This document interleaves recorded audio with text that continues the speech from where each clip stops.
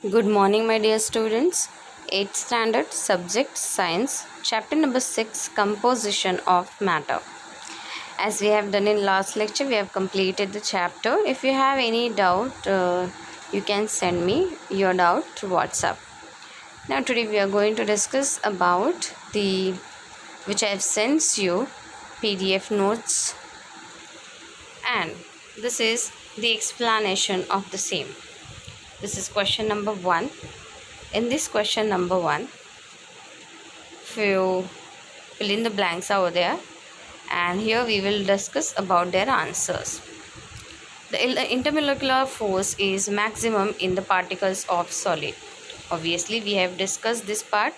It is medium in liquid and it is very less. The intermolecular force is very less in gaseous condition.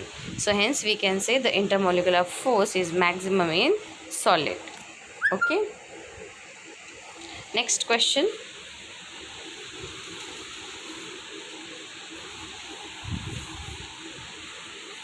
Solids retain their volume even when external pressure is applied. This property is called incompressibility. Obviously, it will be not a plasticity, elasticity. It is incompressibility because it retains its volume after applying a external pressure. Next MCQs is MCQs. Matter is classified into types: mixture, compound and element by applying the criterion states of matter. Obviously, with the starting of the chapter only we discussed this point. Matter that contain two or more constituent substances is called as compound. Milk is an example of type of matter called homogeneous mixture because obviously it is not a solution, it is not a heterogeneous mixture, it is not a suspension, hence it is homogeneous mixture. Now next, F fill in the blanks is water, mercury and bromine are similar to each other because they are liquids. Obviously we can say water is a liquid, mercury is also liquid and bromine also liquid. Next is G fill in the blanks. Valency of carbon is 4 and that of oxygen is 2. From this we understand that there are two chemical bonds between the carbon atom and one oxygen atom in the compound carbon dioxide. Obviously why 2 are written over there? Because we are writing CO2, carbon dioxide. So hence its answer is 2. Next is question number 2. We have to identify the odd man out. So very first question, gold, silver, copper and brass. Answer is brass because it is odd and it is an alloy. Others, gold, silver, copper, they are element. Next question. Question number B is hydrogen, hydrogen peroxide, carbon dioxide, water vapor, and the answer is hydrogen because it is an element and other as compound. Next, C, milk, lemon juice, carbon, steel, and the odd function is carbon because it is an element and others are mixture.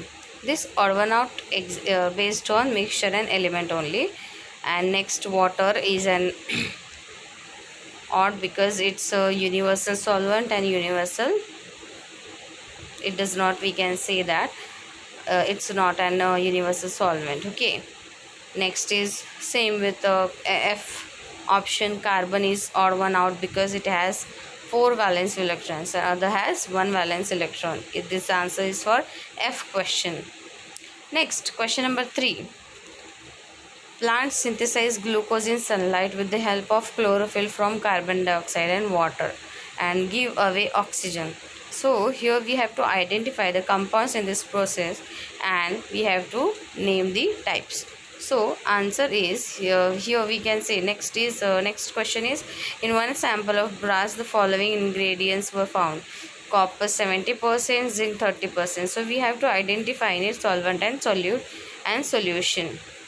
Next is seawater test is salty due to the dissolved salt. The salinity means proportion of salts in water. Proportion of salts in water, we can say salinity. So this is water bodies alone are like 7.9% and Pacific Ocean is 3.5%. So we have to explain the characteristics of mixture from the above information. So very first answer for the photosynthesis and its chemical reaction, you can observe here. It's a chemical process through which plants, some bacteria and algae produce glucose and oxygen from the carbon dioxide and water, using only light as a source of energy, which is absorbed by chlorophyll. So here carbon dioxide and oxygen reaction is going on and we are getting a glucose and oxygen. For the glucose formula is C6H12O6 and oxygen is over there, that is 6 times of oxygen. So we can write the 4 substances in this process as follows. Very first substance is carbon dioxide, which is organic compound. Water is also organic compound. Glucose organic compound. Chlorophyll organometallic compound, or we can say it as complex compound. Next, for brass is an alloy made primarily of copper, usually with zinc. Brass, a solid solution consisting of zinc and other metals are solute dissolved in copper taken as a solvent. So that brass meets all the criteria of the solution. Next, for C, question number C, characteristics of mixture. From the information, we can say point number 1 as constituent substances of a mixture are 2 or more elements, or we can say it as compounds. The proportion of constituent substances in a mixture can be variable. Obviously, we can vary the constituent substances proportion, and the properties of constituent substances are retained in the mixture. So that was the answer of question number 3C. Now next is question number 4. We have to give example for each. So here we can give the example. Liquid element, we all know about, you can say mercury, bromine. In the above question also we have seen this type of question, which is in liquid mercury and bromine has come. Now next, gaseous element, you can give oxygen, nitrogen, hydrogen. Solid element, you can give sodium, carbon, aluminium, or many more. Homogeneous mixture is sugar in water, corn oil and blood plasma. Colloid, that is mayonnaise, milk, butter, gelatin, jelly, muddy water. Organic compound, proteins, glucose, urea, carbohydrates. Next is complex compound, that is chlorophyll, hemoglobin and cyanocobalamin. Next is inorganic compound, that is limestone, rust, common salt. Metalloids, silicon, germanium. Element with valency 1, obviously we all know about this, that is sodium, potassium and chlorine. Element with valency 2, magnesium and calcium. Next is question number 5. Write the names and symbols of the constituent elements and identify their valencies from the molecular formula given below. So we have to identify. Very first is KCl. Name of compound is potassium chloride. And symbols constituent elements, that is K and Cl, potassium and chloride. And valency of the constituent elements is 1 and 1. Next, hydrogen bromide, KBr. Constituents, potassium and bromide. Valency is 1 1. Here there is a correction, that is hydrogen. So similar way you can go ahead with I taught this all this topic in the lecture also. This is very easy. We just have to say the elements which are present in the compound and their valency. Next is question number 6. Chemical composition of some matter is given in the following table. So we have to identify the type of matter.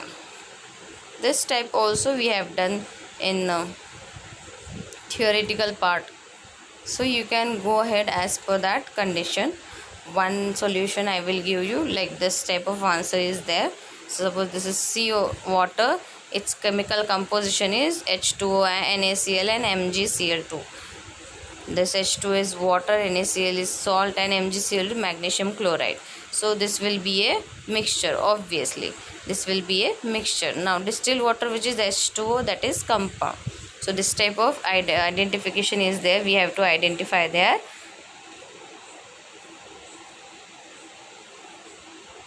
All these are there. Just go ahead with the and write down in your homework book. All this question and answer you have to write in your homework notebook.